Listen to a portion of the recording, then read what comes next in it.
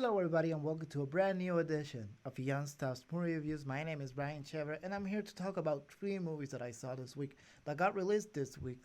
So let's start off with Artemis Fowl. Artemis Fowl is available on Disney Plus. It's directed by Kenneth Branagh, and it follows Artemis' story as a criminal mastermind as he goes toe to toe against fairies and an evil being in order to save his father. Now, this movie I was very interested because this movie was supposed to be released last year, then got moved to this year, and then of course because of the coronavirus pandemic, it forced Disney to release it on Disney Plus. And I think that was the best call Disney made because this movie is rough, it is terrible in my opinion. It is lackluster, it is uninspiring. I'm very disappointed because I really love Kenneth Branagh's last movie, which is Murder on the Orient Express.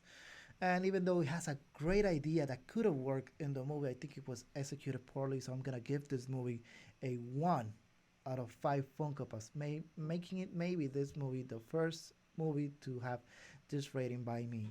So let's go to a better movie, which is of course The King of Staten Island, directed by Judd Apatow, available on video on demand. Now, this movie serves as some sort of a autobiography of Pete Davidson's life as he grows to cope with the loss of his father, his mental health issues, and his surroundings as a whole.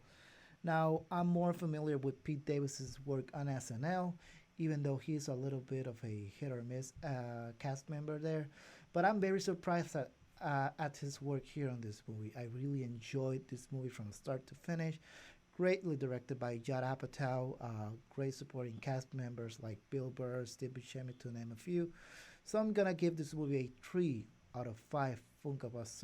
And I recommend it. It is available to rent on video on demand in your favorite streaming platforms, our Apple TV, the Play Store, or whatever you watch those movies to rent. Now, next stop in this movie, and the last to discuss, of course, is Spike Lee's The Five Bloods. This movie is available on Netflix to stream, and it follows four African American veterans' journey back to Vietnam in search of gold and their fallen comrade as they battle the forces of man and nature. Now, this movie came at a perfect time because, as we all know, America is facing a situation due to the racial tensions, the death of George Floyd, of course, and the Black Lives Matter movement, and all the protests, and with good reasons. Now, this movie touches upon those very issues, and it touches a little bit on police brutality. I think it mentions it, but it touches upon many other issues that the African American community has faced throughout the years. But I think this movie is absolutely fantastic. Of course, it's directed by Spike Lee, which made the fantastic movie Black Klansman, which I really enjoyed. It has a great cast, and I'm gonna highlight Delroy Lindo's performance in this movie as one of the performances to be talked about for this year's Oscars.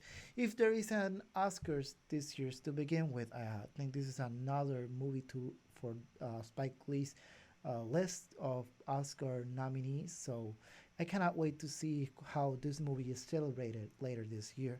So I'm gonna give this movie a 5 out of 5 Funko Pops. I think this is a must watch, especially in this time. So I recommend it to all of you. So if you guys saw any of these movies, let me know in the comment section down below whether you agree or disagree with my opinion on these movies. So follow us on any of the Beyond Stuff social media platforms on Twitter, Facebook, and Instagram, and let's talk movies. Let's talk about these movies and what you thought of these movies. This is Bryan Chevere logging off, and I'll see you guys next time. See ya.